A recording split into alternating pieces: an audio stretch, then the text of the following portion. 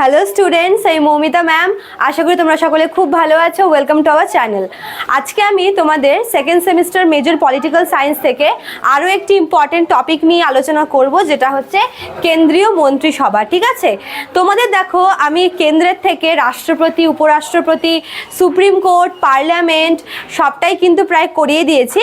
তো এই টপিকটা বাদ পড়ে গেছিলো কেন্দ্রের থেকে। ঠিক আছে, তো আজকে তোমাদের এর উপরেই ক্লাস নিব, কেন্দ্রীয় মন্ত্রিসভার উপরে। তার আগে বলে রাখি, আমি যেটা বলি রেগুলার, যে আমাদের অনলাইন ক্লাসে তোমরা যারা যোগাযোগ করতে চাইছো, যারা যুক্ত হতে চাও, তোমরা আমাদের দেওয়া হেল্পলাইন নাম্বারে যোগাযোগ করবে। আমাদের হেল্পলাইন নাম্বার দেখো এখানে দেওয়া আছে দুটা। একটা হচ্ছে 6295916282, আর একটা 7076398606। ঠিক আছে, এগুলো হচ্ছে আমাদের হেল্পলাইন নাম্বার। তোমরা যে কোনো একটিতে ফোন করে যুক্ত হয়ে যেও। আর আমাদের কোর্সের ডিউরেশন রয়েছে 6 মান্থের, এবং আমাদের কোর্স রয়েছে হচ্ছে 999 টাকা। ঠিক আছে, তো 999 টাকায় তোমরা মেজর ছাড়াও এসিসি, এমডিসি, এইসি, মাইনর সবটাই কিন্তু পেয়ে যাচ্ছ। ঠিক আছে, এবং আমাদের কিন্তু রেগুলার ক্লাসও চলছে, অনলাইন ক্লাস, এবং অনলাইন আমাদের কিন্তু নোটসও প্রোভাইড করা চলছে। তো তোমরা যারা আমাদের সঙ্গে যোগাযোগ করতে চাইছো, তারা আমাদের হেল্পলাইন নাম্বারে যোগাযোগ করে যুক্ত হয়ে যেও, দেরি না করে। ঠিক আছে, চলো টপিকে আসি। যেটা শুরুতেই বললাম যে আজকের টপিক হচ্ছে আমাদের ইউনিয়ন গভর্নমেন্ট থেকে একটা ইম্পর্টেন্ট টপিক, যেটা হচ্ছে কেন্দ্রীয় মন্ত্রিসভা। ঠিক আছে, দেখো কেন্দ্রীয় মন্ত্রিসভা এটা মেনলি আমাদের যিনি প্রাইম মিনিস্টার রয়েছেন, প্রধানমন্ত্রী, তার নেতৃত্বে তৈরি হয়। ঠিক আছে, দেখো আর্টিকেল 74-এ প্রধানমন্ত্রীর নেতৃত্বে মন্ত্রিসভা গঠিত হবে বলা হয়েছে। মানে 74 নম্বর আর্টিকেলে বলা হয়েছে যে আমাদের একটি কেন্দ্রীয় মন্ত্রিসভা গঠিত হবে, এবং তার মানে এটা কার নেতৃত্বে হবে? প্রাইম মিনিস্টারের নেতৃত্বে। ঠিক আছে, তারপর দেখো কি বলেছে, রাষ্ট্রপতির শপথ বাক্য পাঠ করান। আচ্ছা, এখানে একটা পয়েন্ট বলে রাখি, যে এই যে মানে প্রধানমন্ত্রীর নেতৃত্বে যে মন্ত্রিসভা তৈরি হবে, এই মন্ত্রিসভার মেম্বারদেরকে কিন্তু নিয়োগ করেন রাষ্ট্রপতি। ঠিক আছে, রাষ্ট্রপতি এই কেন্দ্রীয় মন্ত্রিসভার মন্ত্রীদেরকে নিয়োগ করেন, এবং রাষ্ট্রপতি কিন্তু এক্ষেত্রে প্রাইম মিনিস্টারের পরামর্শ নেন। ঠিক আছে, অর্থাৎ প্রাইম মিনিস্টারের পরামর্শে রাষ্ট্রপতি কেন্দ্রীয় মন্ত্রিসভার মন্ত্রীদেরকে নিয়োগ করে থাকেন 74 নম্বর আর্টিকেল অনুযায়ী। বুঝতে পেরেছ? আচ্ছা, এবার আসি শপথ বাক্যের ক্ষেত্রে। ঠিক আছে, এই যে কেন্দ্রীয় মন্ত্রিসভায় যে মন্ত্রীরা রয়েছেন, এনাদের শপথ বাক্য পাঠ করান হচ্ছে রাষ্ট্রপতি নিজে। মানে রাষ্ট্রপতি নিজে নিজ দায়িত্বে যেরকম নিয়োগ করেন, ঠিক তেমনই তিনি কিন্তু আর কি ওনাদেরকে শপথ বাক্যও পাঠ করান। ঠিক আছে, আচ্ছা, তারপর দেখো এখানে কি বলেছে, যে 75 ধারা অনুযায়ী, 75 নম্বর ধারা অনুযায়ী মন্ত্রীরা যৌথভাবে লোকসভার কাছে দায়বদ্ধ, এবং পার্লামেন্ট তাদের বেতন ধার্য করে। মানে এই যে কেন্দ্রীয় মন্ত্রিসভা রয়েছে, এরা কিন্তু যৌথভাবে কার কাছে দায়বদ্ধ থাকবে? পার্লামেন্টের কাছে। মানে মনে করো যে মন্ত্রিসভা যেই আর কি ডিসিশন নিক না কেন, মন্ত্রীরা যেই কাজগুলি পরিচালনা করুক না কেন, সমস্ত ক্ষেত্রে কিন্তু তারা পার্লামেন্টের কাছে দায়বদ্ধ থাকবে। ঠিক আছে, এটা বলা আছে কত নম্বর আর্টিকেলে?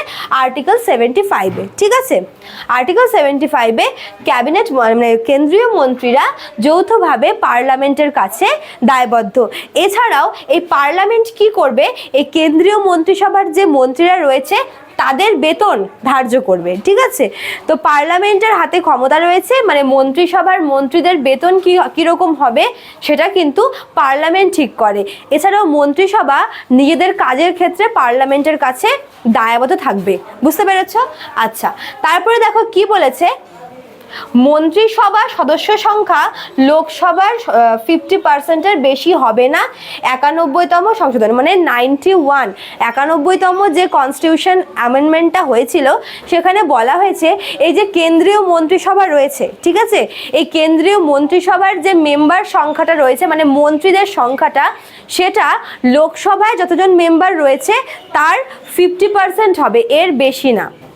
মানে লোকসভায় যদি, মানে লোকসভায় টোটাল যত আর কি থাকবে মেম্বার, লোকসভা যতগুলো আর কি এমপি থাকবে, তার 15% মেম্বার থাকবে মন্ত্রিসভার মন্ত্রীরা। বুঝতে পেরেছ? তার বেশি কিন্তু হবে না, 15%। আর এই রুলসটা কবে আনা হয়েছিল? 91তম যে অ্যামেন্ডমেন্টটা হয়েছিল কনস্টিটিউশনের, সেক্ষেত্রে মানে সেখানে এটা বলা হয়েছিল। ঠিক আছে, যে মন্ত্রিসভার মন্ত্রী সংখ্যা হচ্ছে পার্লামেন্ট লোকসভার মেম্বার সংখ্যার 15%-এর বেশি হবে না। আচ্ছা, এবার দেখো এই যে কেন্দ্রীয় মন্ত্রিসভা রয়েছে না, এই কেন্দ্রীয় মন্ত্রিসভাতে আমরা কিন্তু সব যে মন্ত্রীরা একই রকমের এমন না, ঠিক আছে। কেন্দ্রীয় মন্ত্রিসভায় আমরা মোট 3 ধরনের মন্ত্রীদের দেখতে পাই। এক নাম্বার হচ্ছে তোমার ক্যাবিনেট মন্ত্রী, ঠিক আছে। ক্যাবিনেট মন্ত্রী থাকে হচ্ছে একটা ক্যাটাগরি। সেকেন্ড ক্যাটাগরি কি রাষ্ট্রমন্ত্রী, ঠিক আছে। আর থার্ড হচ্ছে তোমার প্রতিমন্ত্রী। তো এই 3 ক্যাটাগরিতে কিন্তু কেন্দ্রীয় মন্ত্রিসভাটা বিভক্ত থাকে, যেখানে আমরা 3 ধরনের মন্ত্রীদের দেখতে পাই।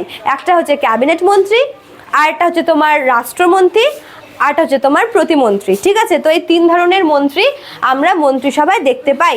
আচ্ছা, তারপর দেখো এখান থেকে যেটা লাস্ট তোমাদের জানতে হবে সেটা হচ্ছে যদি মন্ত্রিসভার বিরুদ্ধে অনাস্থা প্রস্তাব পাস হয়।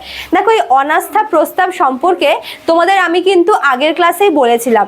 অনাস্থা প্রস্তাব কি, যে যদি মন্ত্রিসভা তার কার্য পালন করতে সক্ষম না হয় বা যদি সে তার কাজ মানে কর্তব্য পালন করতে যদি সে বিফল হয় বা ব্যর্থ হয়, তবে কিন্তু সেই মন্ত্রিসভার বিরুদ্ধে এই প্রস্তাবটা, যেটাকে বলা হচ্ছে অনাস্থা প্রস্তাব বা নো কনফিডেন্স মোশন, এটা কিন্তু আনা হয়। দেখো এই অনাস্থা প্রস্তাবটা সমগ্র মন্ত্রিসভার বিরুদ্ধেও আনা যেতে পারে, আবার যে কোনো একজন মন্ত্রীর বিরুদ্ধেও কিন্তু আনা যেতে পারে, ঠিক আছে। সে একজন মন্ত্রী হোক অথবা সমগ্র মন্ত্রিসভা হোক, যদি একবার এই নো কনফিডেন্স মোশন বা অনাস্থা প্রস্তাবটা আসে, তাহলে কিন্তু সমগ্র মন্ত্রিসভাকে কিন্তু পদত্যাগ করতে হয়। এটা নিয়মে বলা আছে যে যদি মন্ত্রিসভার বিরুদ্ধে যদি কোনো রকমের অনাস্থা প্রস্তাব আসে বা মন্ত্রিসভার কোনো একজন মন্ত্রীর বিরুদ্ধে যদি এই প্রস্তাবটা পাস হয়, তবে কিন্তু সেই মন্ত্রী সমেত, হ্যাঁ ইনক্লুডিং প্রাইম মিনিস্টার মন্ত্রিসভার লিডার বলে এমন না যে মন্ত্রিসভা পদত্যাগ করলে তিনি বেঁচে যাবেন, ঠিক আছে। যদি প্রধানমন্ত্রী যেহেতু এই মন্ত্রিসভাকে লিড করেন, তো তার এটা দায়িত্ব যে তার মন্ত্রিসভার যদি কেউ তার কাজে গাফিলতি দেখায় বা যদি সমগ্র মন্ত্রিসভা যদি তাদের কর্তব্যে পালন করতে যদি ঠিকঠাকভাবে না পালন করে, তবে কিন্তু সমগ্র মন্ত্রিসভা ইনক্লুডিং প্রাইম মিনিস্টার কিন্তু পদত্যাগ করেন। বুঝতে পেরেছো? তো এই ছিল তোমাদের কেন্দ্রীয় মন্ত্রিসভা। আমি প্রায় তোমাদের ইউনিয়ন গভর্নমেন্ট থেকে অনেকগুলোই কমপ্লিট করে দিয়েছি, তোমরা মিলিয়ে নিতে পারো সিলেবাস দেখে। তো আশা করি তোমাদের ভিডিওটি ভালো লাগলো। তো দেখা হচ্ছে নেক্সট ক্লাসে। Thank you.